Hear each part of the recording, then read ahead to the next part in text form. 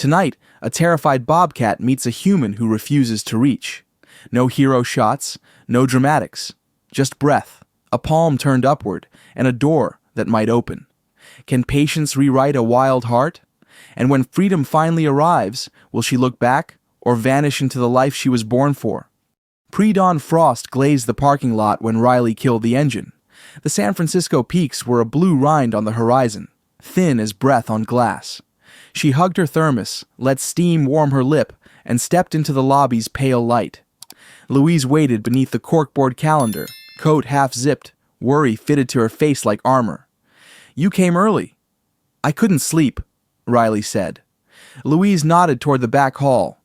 "It's not intake. I put her where it's quiet." The corridor narrowed the world. Fluorescents hummed. A far kennel latch clicked, small as rain on tin. At the end, the pen sat under a blanket of towels to dull the echoes. Louise lifted one edge. "Juniper," she said, soft as a secret. Riley's eyes adjusted. In the deepest corner, a body compressed itself into angles. Tufted ears low, muzzle tucked tight, sides trembling like a fever you can't sweat out. The name card clipped to the mesh read Juniper in Louise's careful block letters. Bootsteps approached. Dr. Mateo Quinn stood with his hands in his pockets, charts under arm. Snare scars on the right foreleg. Dehydrated. Stress high. "She's young," he said, voice low. "We tried routine protocols. She folds harder." Louise added, "No reach tolerated. Even voice sets are shaking." Riley swallowed. The old night flashed. Headlights, gravel, a roadside cat rigid with terror, her own hands frozen at the edge of action. She blinked until the picture went thin and slid away. "We can sedate and move," Quinn said, not pressing. "Or we do nothing that feels like pressure." Riley crouched opposite the corner and eased down, back to the cinder block, palms open on her knees. "Let me sit," she said. "That's a plan?" Louise asked. "It's the only one I trust," Riley answered. "No talking, no reaching, just time." Quinn watched Juniper's breathing. "I can clear the hall." "Please." The towels settled. The hum of lights grew obvious and then, like a held cord, less. Riley let her breath lengthen until it matched the tiny rise and fall inside the corner. "Hey," she whispered, not a word so much as a temperature. "We can do this slow." Louise touched her shoulder. "Call if you need anything." "I'll be here," Riley said. "All the time we need." The towels muffled the hall to a slow breath. Riley matched it. 4 in, 6 out. The floor pressed a line up her spine where the cinder block seam rose. Her thermos cooled beside her shoe. She didn't reach for it. The plan was smaller than comfort. No words, no reach, only breath the size of trust. Boots thudded somewhere far, followed by the soft squeal of a cart's wheel with a flat spot. Juniper's flank rippled. The tremor climbed, then settled. Riley put a tally mark in her head. Noise, cart, response, surge, 8 seconds, recovery, 12. The dryer and laundry thumped once. Juniper's whiskers stiffened, her eyes squeezed, then reopened. Another mark, noise, thump, response, eyelid clamp, recovery, 9.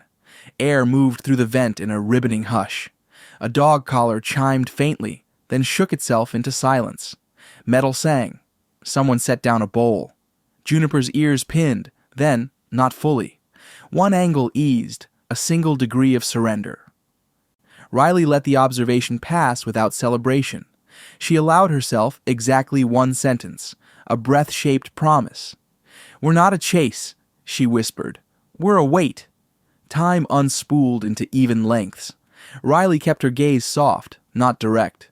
When the elevator sighed at the far end of the corridor, Juniper's tremor ramped again, then held instead of breaking.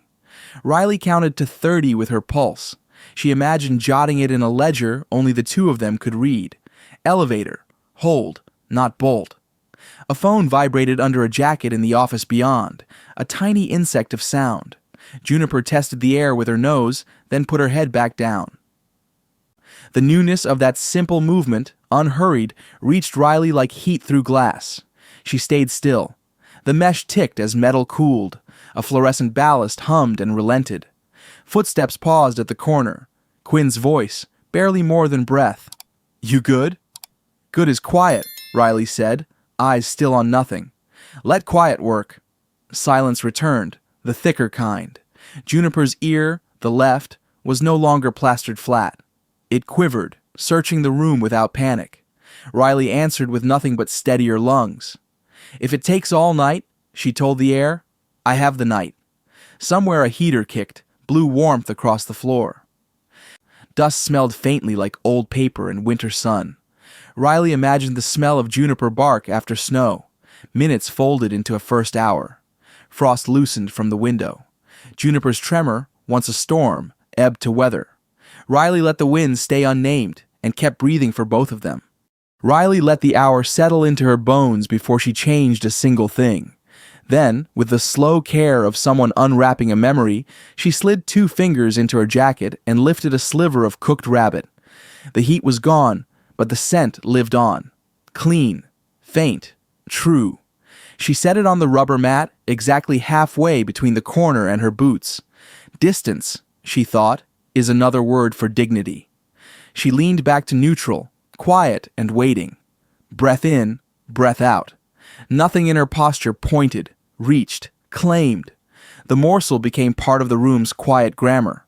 Mesh, towel, mat, air, food. Juniper's nose found the sentence first. A shiver traveled whisker to whisker. The left ear lifted a thread width higher, then steadied, the old quake returning in smaller waves. Time lengthened, a vent ribboned. Somewhere far, a door latch clicked and did not echo. Riley counted 10 slow breaths, then 10 more. She kept her gaze gentle and a little off, an open door that did not insist on being used. Juniper tested the space with her eyes barely open, as if looking hurt. The paw came next, an inching drag, pads flattening against the mat. The scar on the foreleg flashed, pale as chalk, and vanished. Riley felt her own heart rise and told it, quietly, to mind itself.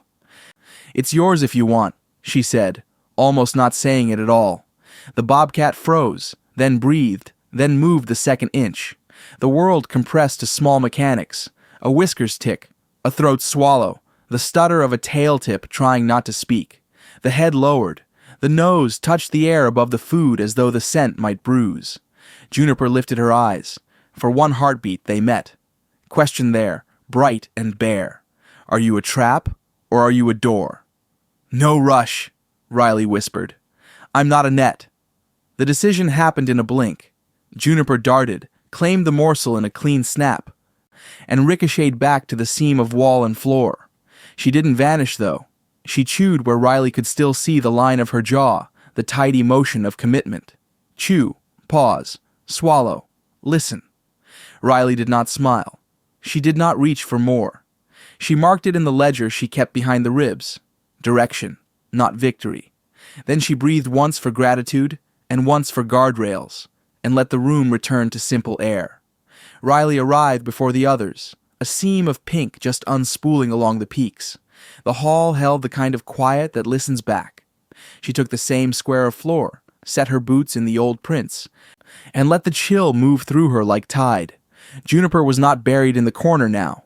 She was watching, chin above the mat, eyes open enough to catch the room's pale light. The tremor lived in smaller ripples. Riley breathed until the ripples had their own rhythm. "Morning," she said, a word softened to temperature. She reached, only with breath at first, then, slowly, floated her right hand into view and turned the palm up. No curl of fingers, no edge. The glove lay there like ground, not tool. An invitation you could refuse without consequence. Juniper's whiskers advanced before the rest of her. They ticked the leather and snapped back, as if the scent carried a pass to be weighed.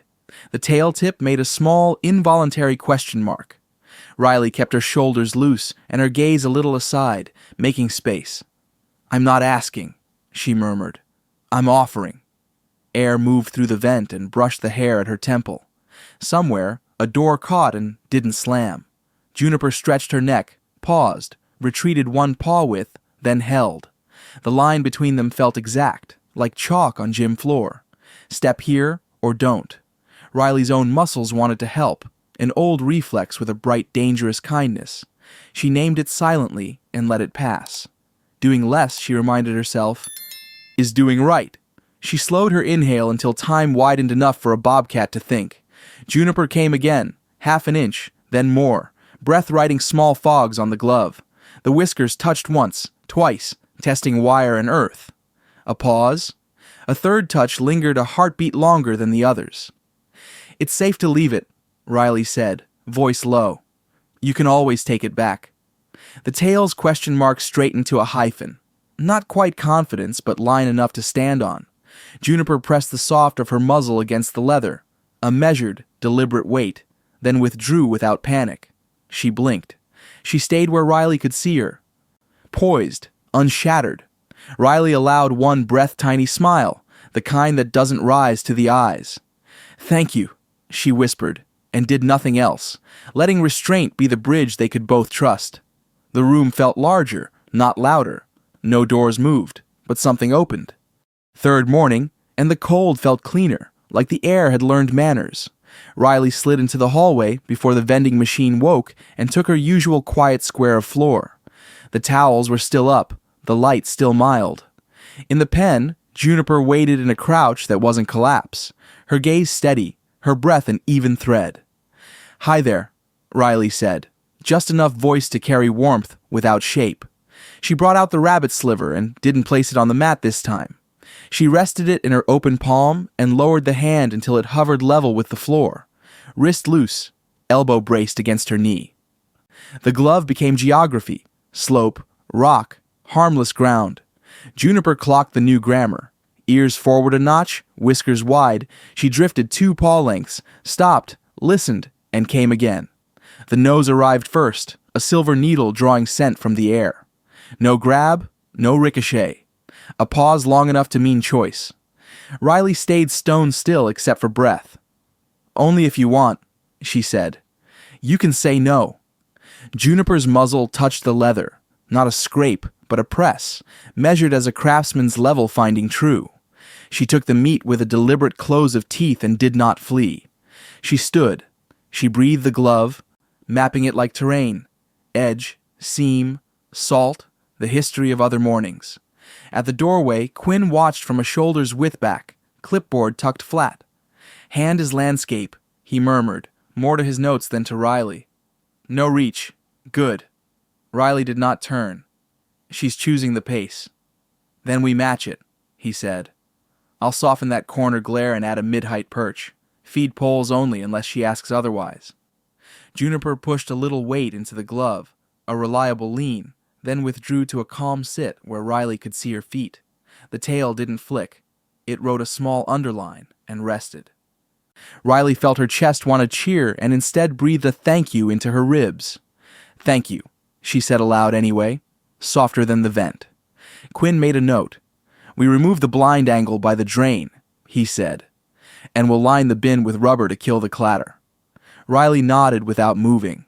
The room felt truer. Lines simpler, doors still shut yet somehow open.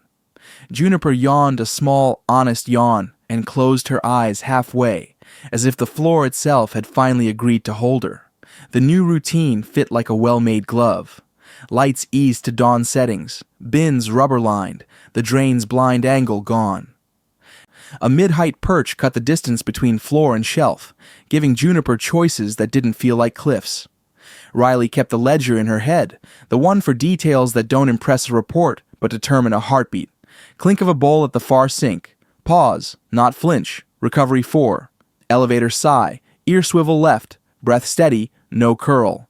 Vent hum rising. Whiskers test. Settle in 2. She timed each with her pulse, giving the numbers a rhythm they could both inhabit. Boundary is kindness, she told herself, not for comfort but calibration. The feeding pole delivered the morsel along the fence line, then stopped short. The last inch stayed hers to choose.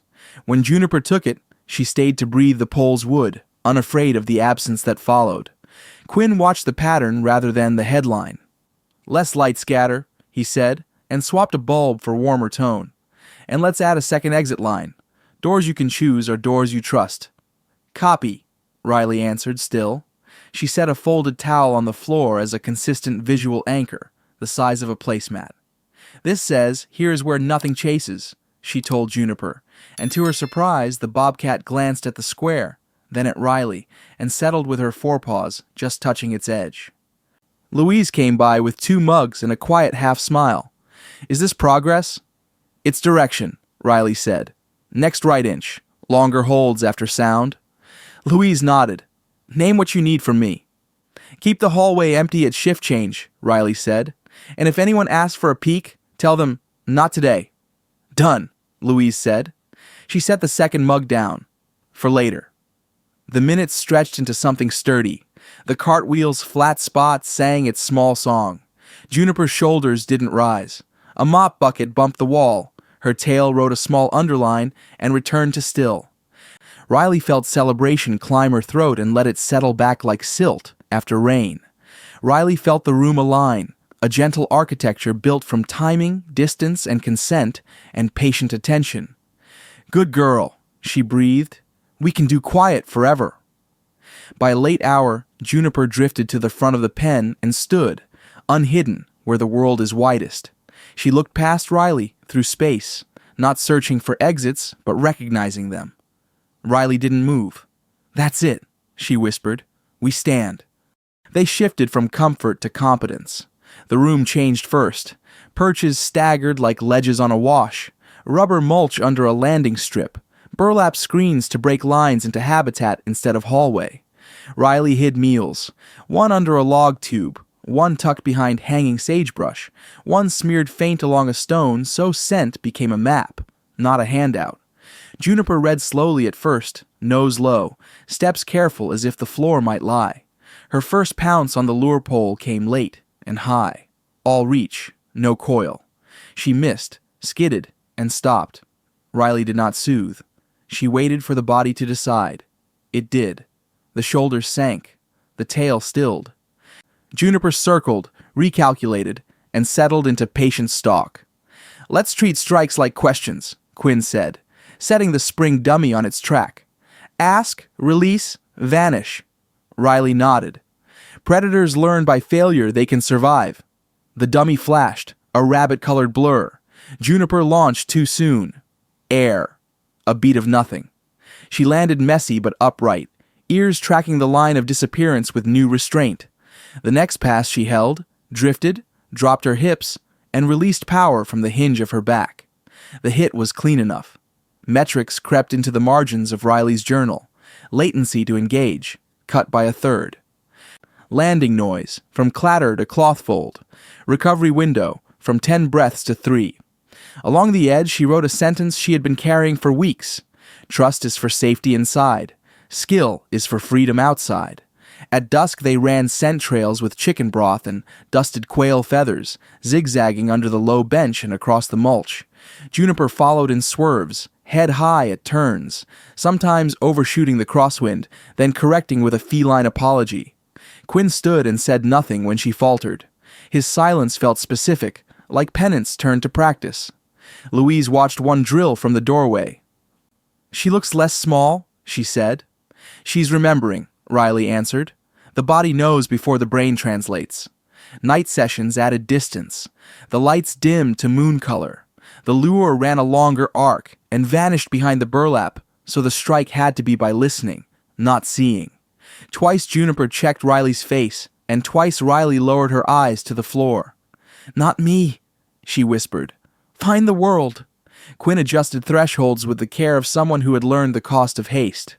"2 successes, 1 miss," he said. "End there. Stop on competence, not exhaustion." "Copy." By week's end, Juniper moved like water finding its level. She ghosted from perch to perch, paused where shadows made sense, and lay with her chin on the landing strip as if the dirt were thinking with her. When the dummy flashed for the final drill, she didn't leap. She waited for the line to commit, then spilled forward in a quiet, beautiful certainty. "Now," Riley breathed. Not a command, a witnessing. Juniper hit, held, released, and stood easy. The room went still as a field after snow. Riley closed the journal and didn't clap. "We're getting ready," she said, voice steady. Not to keep, to let go. Quinn spread maps across the small conference table, topo lines like ribs under thin skin. A satellite layer showed water stitches, 2 season prey surveys, a pale grid of forest roads. South Rimkai, Bob, he said, tapping a finger.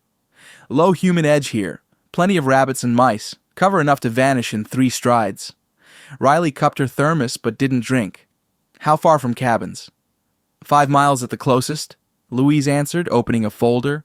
Seasonal closures help. We can time release between hunts.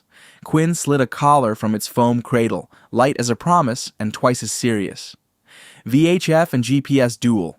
Drop-off mechanism on a timed link. If it fails, the weight's still safe. Intervention thresholds? Riley asked. He read from the sheet. If track density collapses for 48 hours, if clusters stall in exposed areas, if she approaches structures more than twice. We step in. Louise finished. Her pen tapped once. A single metronome beat. Quiet. Quick. No theater. Riley traced a creek line with a knuckle. What about fire risk? Moisture is up, Quinn said. Contingency route north to Higher Rock. We'll brief field on wind shifts. A page rustled. Louise's hand hesitated over the signature line. She closed her eyes. Saw some other week. Some other animal. We do this clean, or we don't do it, she said. Riley looked at the door, then back to the map. Letting go isn't abdication. It's the job. Quinn nodded. 2 weeks of final drills, then a soft release at dawn, trail cams at 2 crossings, batteries staged, no visitors, no press. Telemetry checks at dawn and dusk, Quinn said. 3-day reviews, no heroics, thresholds. If winds top 20, we hold. Postpone rather than push. Say it plain for me, Louise said. Compassion with boundaries, Riley answered. And if she asks for space, we give more. Louise uncapped the pen. The click sounded loud in the small room. I sign because we're ready, not because I'm sure. She wrote her name with a firmness that surprised her, then set the pen down as if it could bruise the table. Riley folded the map's north edge. We'll be the quiet part of her story, she said. And the invisible one, Quinn added. Good, Louise said. Invisible travels lighter. Bunchgrass glazed with frost bowed in the early light. The road ended in ruts and quiet. Beyond, pinyon and juniper stitched a corridor of shade. The transport crate sat level on a tarp, straps cinched, the collar's transmitter ticking like a small, patient clock. Riley knelt beside the door and rested her hand on the hinge to feel the rhythm. No hurry, she said, half to the metal, half to herself. Quinn stood a few paces back with the receiver looped over his shoulder, antenna lowered toward his boot. Louise scanned the tree line and nodded once, as if approving the day. Inside, Juniper watched without folding into corners. Her pupils were wide, but her breathing stayed even. Dust lifted off the tarp with each soft gust and fell again, like ash deciding not to burn. Wind's right, Quinn murmured. Then we'll be smaller than it, Riley answered. She undid the upper latch, then the lower, each motion an exhale. She didn't look straight into the crate. She kept her gaze on the hinge, on the frost haloing the metal, on the white of her breath. Door's a line, not a trap, she whispered. We open the line. The panel eased outward by inches. Cold air slipped in, carrying sage and stone and something unnameable that doesn't exist indoors. Juniper rose, fluid, and came forward until both front paws rested on the world. She stopped there, body coiled, head high. Take the time you need, Riley said, voice barely thread. Juniper tested the wind, tasting the map no one had drawn for her. A raven flapped once across the sky and became a mark she noted and dismissed. She stepped another half pace, then turned, just once, toward the human geometry behind her. Riley kept her eyes on the hinge and found the old night anyway. Gravel, headlights, the freeze that chose for her. It passed. Like traffic on a road she doesn't take now. It moved by and dwindled. Go live it, she breathed. Juniper slid into the brush with a sound like a page being turned gently. Her tail wrote a brief punctuation at the last glimpse and vanished. The corridor of shade accepted her and said nothing. Quinn lifted the antenna. Signal strong. The receiver clicked, a soft metronome against the morning hush. Steady, clean, true. Keep it small, Louise said. Let her have the story. Riley closed the door without latching it hard, as if the air could bruise. We came to open one thing, she said, standing. We did. Back at the center, the radio receiver lived on Riley's desk next to a map with grease pencil circles. At dawn and dusk, she logged the caller's pings, each chirp a bead on a string. Dots are breaths, she told herself. We're reading breathing. Day 2 made a hesitant line, a careful southward arc. Day 4 showed an elbow back north, then a longer run along a shallow draw. By day 7, the line began to fold into itself, circling a seam of cottonwoods where snowmelt stitched the ground. See it? Quinn asked, leaning over the map. The oval, Riley said, where water threads thin. He nodded. Territory sketching. She's not lost. She's drafting. Trail cameras at 2 crossings blinked their tiny red hearts. Field techs hiked in before the wind rose, swapped batteries, and brushed boot prints away with sage. Quiet in, quiet out, Louise reminded them. If you can tell you were there, you stayed too long. Images returned in calm sequence. Juniper a shadow between stems. Juniper stepping over a fallen log. Juniper pausing to smell a rock nobody else would notice. Riley watched still frames like they were scripture you read without moving your lips. The map dots learned to speak. Clusters formed after midnight near the seep, then pulled outward in clean bursts at dawn. Loops tightened and repeated, a sign of comfort and claim. Maps teach patience and proportion. She's writing sentences now, Riley said. What do they say? Quinn asked. That the world fits, Riley answered. A storm laid scud across the ridge one evening. The receiver stuttered through static and then cleared. Juniper's track drifted leeward, tucked into blackbrush, and held until the wind fell. No houses, no bins, no detours to the easy wrong. Just work that made sense to an animal who finally could choose. Louise came by, coat slung over one shoulder. Any surprises? Only good ones, Riley said. Her fasts are short, her rests are deep. And she makes the same loop like she means it. Quinn tapped the oval with his pen. When they stop wandering, they start belonging. Riley drew the date beside the shape. Keep breathing, she whispered to the dots. I'll keep reading. The pattern changed before anyone said it aloud. Dots that had flowed like a river now pulsed, tidy and near, a heartbeat nested in cottonwood shade. Riley traced the tight cluster and felt her chest match it. 2 beats quick, 1 long. Hold on, she murmured to the receiver and herself. Let the map be enough. At dawn, the loop reached outward in a swift arc, then arrowed back to the same hush of ground. At dusk, a shorter burst, then stillness, careful as a hand cupping a candle. Quinn leaned over her shoulder and didn't speak. His silence had weight. Louise stood in the doorway, reading faces instead of numbers. We don't go, Riley said. We watch from far and get smaller. Field swaps only, Louise answered. No chatter, no scent, no footprints left to tell a story. A tech hiked in at noon with batteries zipped into a bag of sage needles.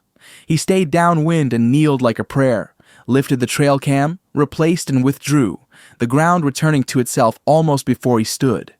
That evening the card slid into Riley's reader, ordinary plastic with a world inside. First frame, Juniper winter thick, profile sharpened by purpose, collar a dark crescent against her ruff. Second, the sway of stems. Third, clarity, 2 downy shapes in the grass bowl, solemn the way wild young are, as if listening to the planet's instructions. Riley forgot to breathe until she did. The room held still around the tiny screen. Even the receiver softened its tick. Quinn exhaled once through his nose, a release years in the making. For him, finally. We're not the point, Riley whispered. We're the distance that lets this happen.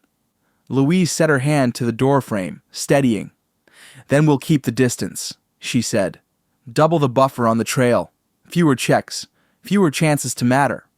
Riley sat without meaning to. Her body knew a knot had loosened. It gave the floor more of her weight.